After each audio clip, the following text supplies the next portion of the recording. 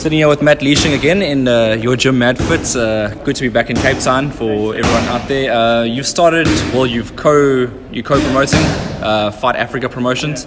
Let's first talk about that. How did that all come together? Cool. So Fight Africa, myself, Angelo Adenal and Tom Varley. We've known each other a long time in boxing, and then we've always sort of wanted opportunities for guys in Cape Town, you know.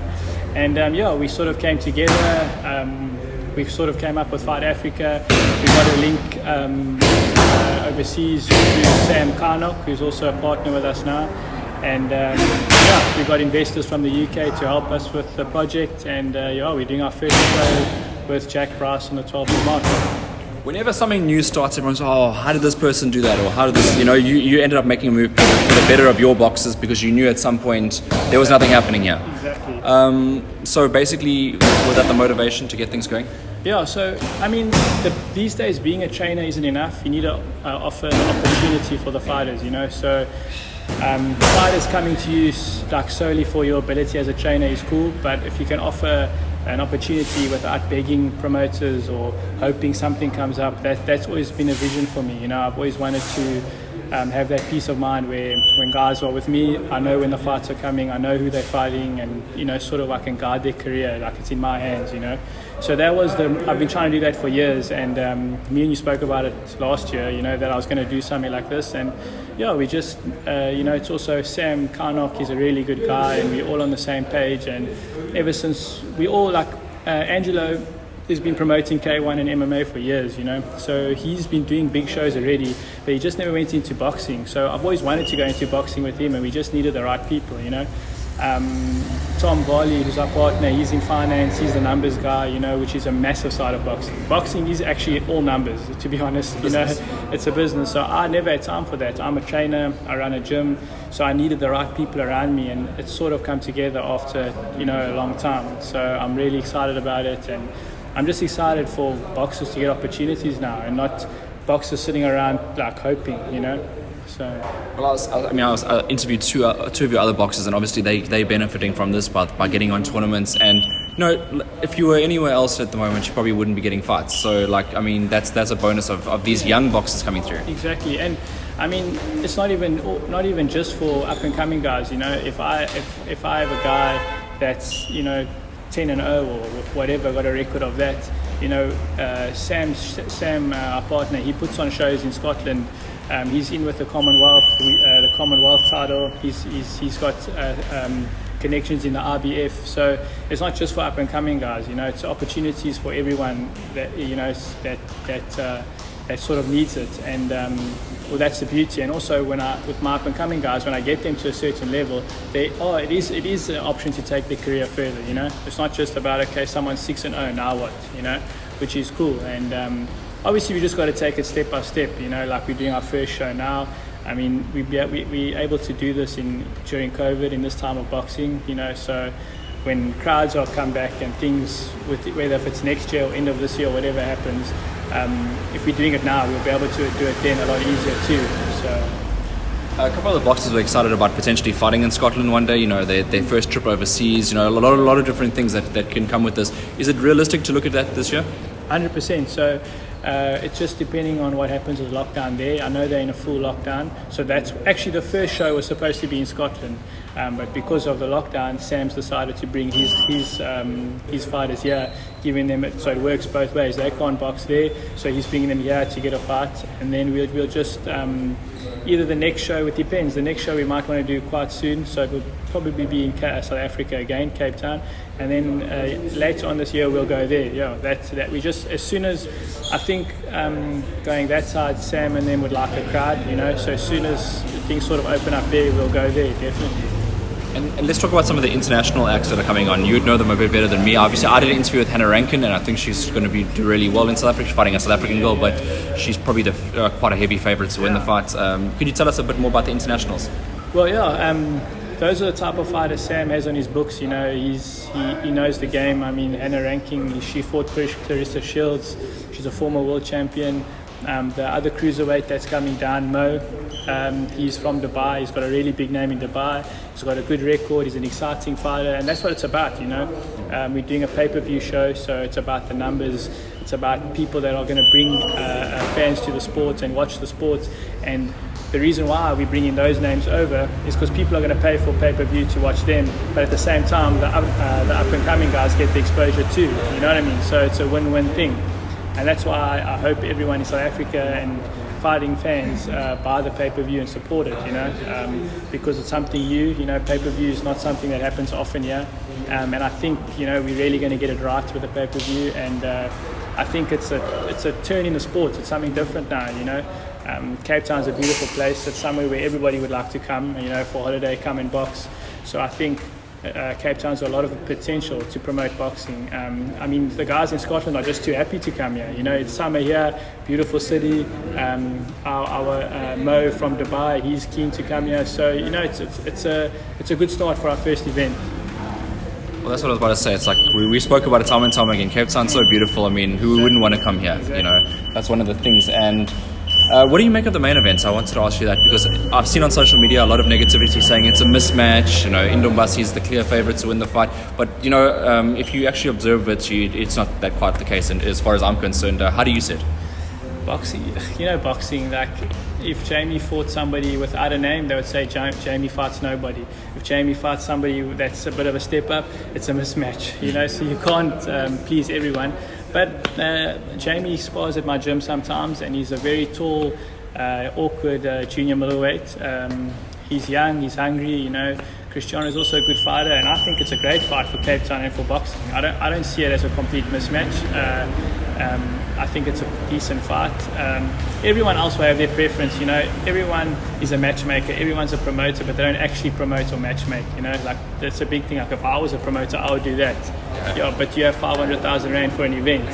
You don't. So it's more to it, that's boxing. You can't make everybody happy, and I think it's a decent fight, and I think it's an exciting one, And let's change the subject to Don Madge. He's got another fight coming up, which I obviously want to catch up with him before he goes abroad. But could he do it 3 in a row? Yeah, Don Madge. Me and him have come a long way. Obviously we run the gym together, we're partners, and I'm very excited for him. It's cool because myself and Don met in 2000 and I think it was 10 or 11. Okay. He came from Thailand, and he was a complete Thai fighter. I think he had one fight in the UFC, and it's just cool for me to be part of that journey. Now obviously he's under Richie Kwan, but it was just cool for us to be as business partners and be friends more than just I was his coach. But now we've just being a friend and seeing someone come from that to the biggest stage in the world. It's not as easy as boxing. Okay, I'm not saying MMA is an easier sport, but to get into the UFC is not easy. It's hard. Boxing, there's ins and outs to become a world champion, but it's not as closed off as the UFC. So for Don to do what he did, it's unreal, and I think he's got a good chance. For me, Don's one of the best strikers in the world. Don can spar the top boxer right now in the country and then hold his own. He can kickbox with the top kickboxers in the world. His jiu-jitsu game is unreal.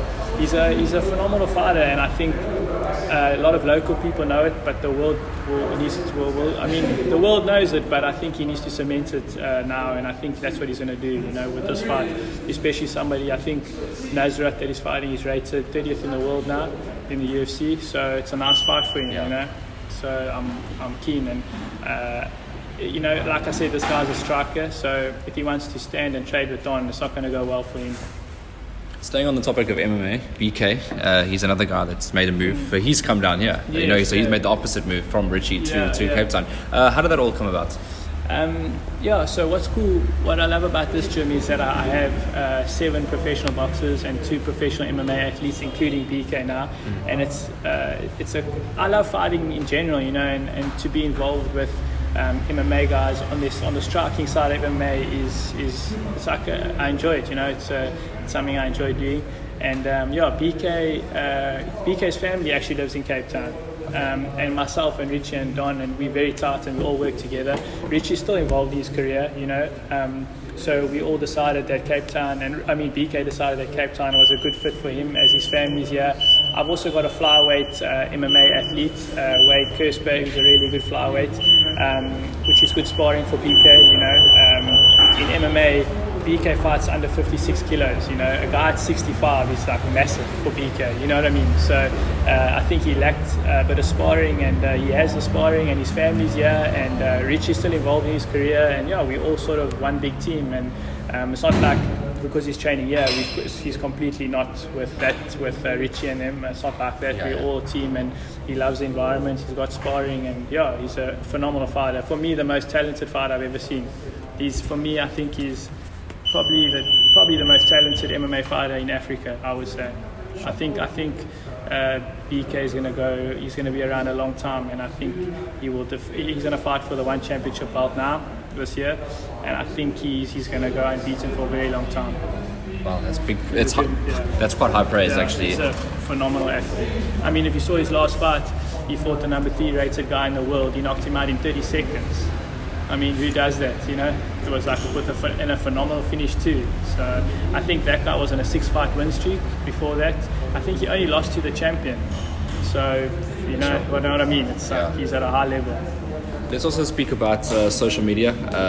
You know, you've had a couple of funny clips where you like describe different trainers, and you know, is that just the lighter side of the sport for you? Yeah, I mean, it's like I mean, we can't always be serious, you know. Like it's like sometimes you got to have a joke, laugh at yourself, and you know, create different content. You know, I mean, at the end of the day, social media is massive these days. If you do it right, you know, it can only benefit your brand, your gym, your fighters, everything. So it's something I've always wanted to do, and we actually do it as a joke in the gym anyway. And then one day I just decided, let's record it and see the response we get, and people enjoyed it, you know. So you actually travelled quite far. A lot of people share it. And exactly. You know, that's what it's about. Then people share it, and then it gives a gym exposure. And you know, you got to think outside the box also. As like, you know, I'm a boxing trainer, but I got a lot of other avenues that I need to cover, you know, and social media is a business, you know. It's like you got to put time into it, and you know, it's free marketing, so why not do it properly, you know?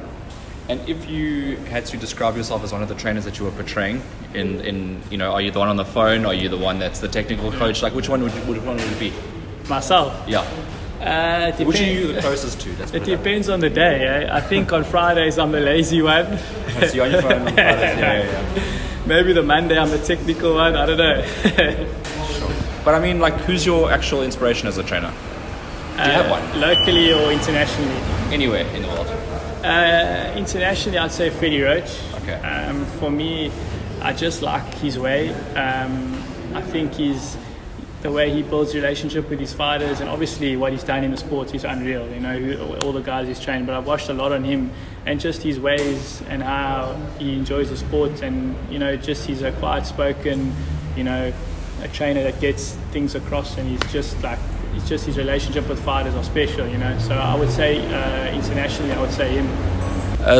Matt, just to wrap off, I mean, Fight Africa promotions and going forward, are you excited for the future? Yeah, I'm really excited for the future. You know, it's been a long time coming for me. You know, I started from, you know, I've been in boxing since I was 14, but I came to Cape Town, I started with nothing, you know. Now my gym's really busy. I've got nearly 15-man fight team now. I've got nearly 100 members in my gym.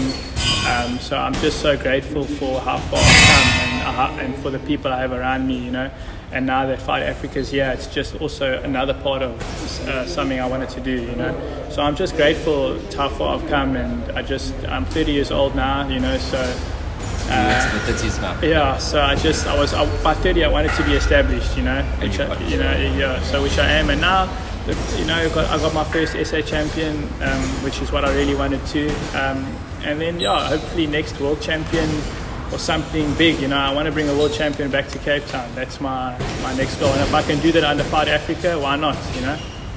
Well, onwards and upwards, Fight Africa promotions. For everyone that doesn't know, they know now. So all the best for your first tournaments and going forward. Thank you. And I appreciate everything you do for boxing, coming to Cape Town to interview the guys. It's awesome.